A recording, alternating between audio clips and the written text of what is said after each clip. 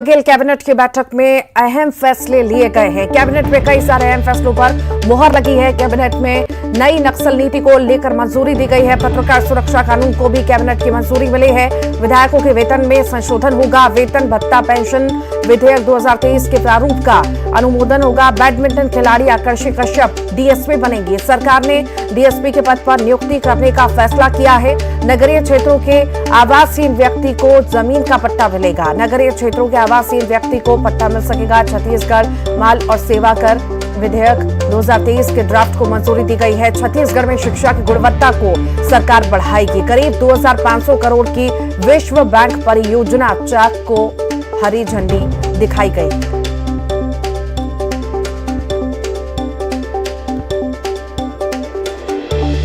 माननीय मुख्यमंत्री जी की अध्यक्षता में मंत्रिपरिषद की बैठक का आयोजन किया गया था, जिसमें आप लोगों की बहुप्रतीक्षित मांग थी कि मीडिया कर्मियों का सुरक्षा विधेयक लाया जाए। उसमें मीडिया कर्मी सुरक्षा विधेयक 2023 के प्रारूप का अनुमोदन किया गया है और भू राजस्व संहिता में संशोधन भी किया गया है और जिसमें नगरीय क्षेत्रों में जो आवासहीन है व्यक्ति हैं उनको पट्टाधृति अधिकार विधेयक जो है उसका भी अनुमोदन किया गया है, ताकि जो शहरी क्षेत्रों में रहने वाले गरीब लोग हैं उनको पट्टा दिया जा सके।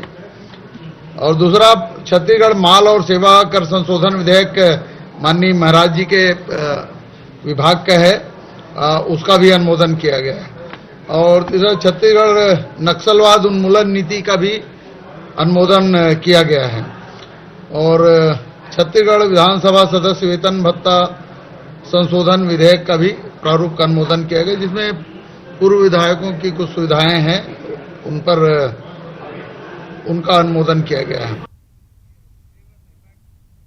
और इसी पर ज्यादा जानकारी के लिए देवव्रत भगत हमारे साथ जुड़ गए हैं। देवव्रत, कैबिनेट की बैठक हुई है, कई सारे अहम फैसले लिए गए हैं, कई सारे अहम प्रस्ताव सामने आए हैं, क्या ज्यादा जानकारी बताइए, कौन कौन से ऐसे अहम फैसले थे? जी बिल्कुल भूपेश, कैबिनेट की बैठक यहां पर हुई है और आज कई बड़े अहम फैसले यहां पर बैठक में लिए गए हैं। मुख्य रूप से क्योंकि अभी विधानसभा का बजट सत्र चल रहा है और इस दौरान कई सारे बिल आने हैं, कई विधेयक पेश होने हैं जिनको सदन में ही पेश किया जाएगा, लेकिन सदन में ये तमाम बिल पेश होने से पहले उसकी कैबिनेट में मंजूरी सबसे ज्यादा जरूरी होती है और इसलिए ये बैठक रखी गई जिसमें कई अहम बिलों को मंजूरी दी है। और जिस तरह से कल मुख्यमंत्री भूपेश बघेल ने भी अपने भाषण में कहा था कि पत्रकार सुरक्षा कानून जो है वो इसी सत्र में लाया जाएगा, तो पत्रकार सुरक्षा कानून को की मुहर जो है वो कैबिनेट में लगी है और अब इसे विधानसभा में पेश किया जाएगा। ठीक इसी तरह से नक्सल उन्मूलन की जो नीति है, नई नीति, वो भी सरकार जो है लाने जा रही है और अब इस बिल में क्या कुछ खास होगा वो सदन में पेश किए जाने के बाद पता चलेगा कि सरकार की नई नक्सल उन्मूलन नीति किस तरह की होती है, क्या विकास परक होती है, सरेंडर करने वाले नक्सलियों के लिए किस तरह की पॉलिसी सरकार लेकर के आती है और इसके अलावा और कौन कौन से प्रयोग जो है वो नए सिरे से क्या नक्सल उन्मूलन के लिए सरकार करने वाली है। एक अहम बात ये कि जो शहरी इलाके में रहने वाले गरीब हैं उनके लिए एक बड़ी खबर यहां पर यह है कि ऐसे आवासहीन गरीबों के लिए पट्टा जो है वो सरकार देने जा रही है। घोषणा पत्र में पहले पट्टा देने की बात यहां पर कांग्रेस के द्वारा कही गई थी, तो कुल मिलाकर के अब क्योंकि चुनावी साल है और ऐसे में सरकार का ये बड़ा कदम कहा जा सकता है कि प्रदेश में जो शहरी इलाकों में रहने वाले गरीब हैं उनके लिए एक तरह से आवासहीन गरीबों के लिए पट्टा जो है वो सरकार देने वाली है। तो ये एक तरह से बड़ा फैसला हो सकता है और आने वाले दिनों में इसका असर जो है वो भी देखने को मिलेगा।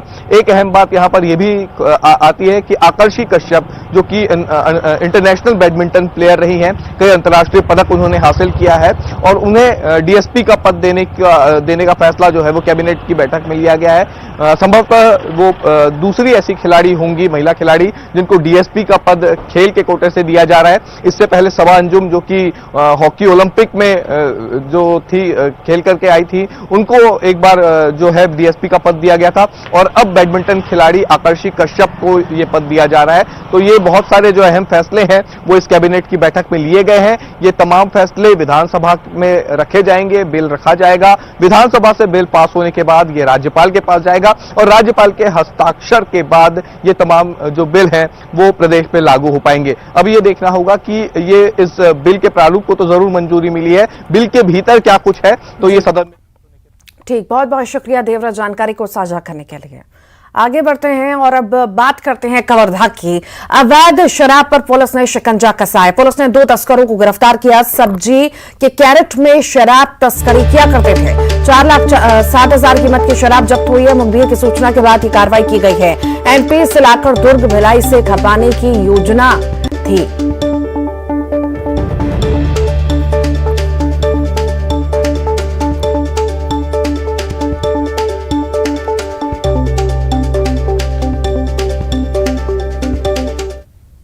राजनांदगांव से बड़ी खबर की बात करते हैं। अज्ञात युवती की लाश मिलने से हड़कंप मचा हुआ है। रेलवे ट्रैक के पास युवती की लाश मिली है। लालबाग थाना के धनगांव रेलवे क्रॉसिंग की घटना आपको बता रहे हैं। मृतक की उम्र करीब 18 से 20 साल होने का अनुमान है। सूचना के बाद पुलिस मौके पर पहुंची है।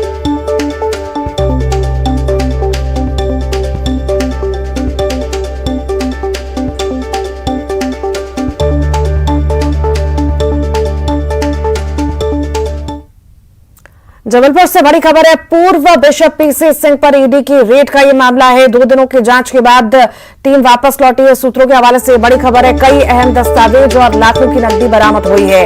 नागपुर और मुंबई से जुड़े बिशप के तार हैं।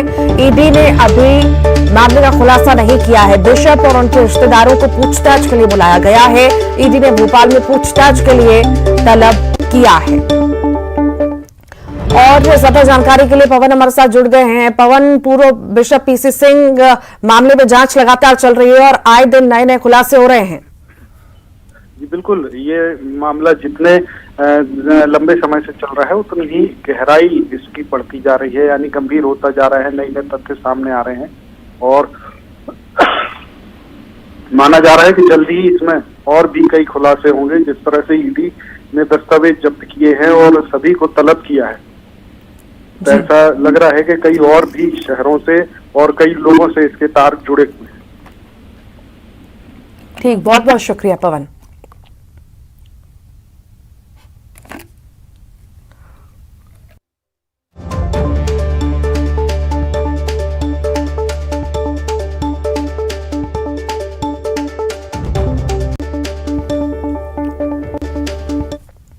और आइए अब कुछ खबरें देखेंगे सुपर फास्ट अंदाज में।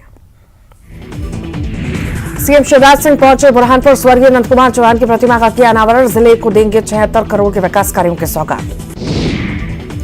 मध्य प्रदेश विधानसभा में महू की घटना को लेकर विपक्ष का हंगामा। पेपर लीक का भी उठा मामला।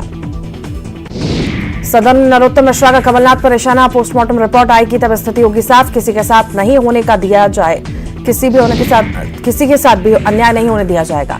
एमपी में इन्फ्लुएंजा का पहला केस आया सामने। बैरागढ़ के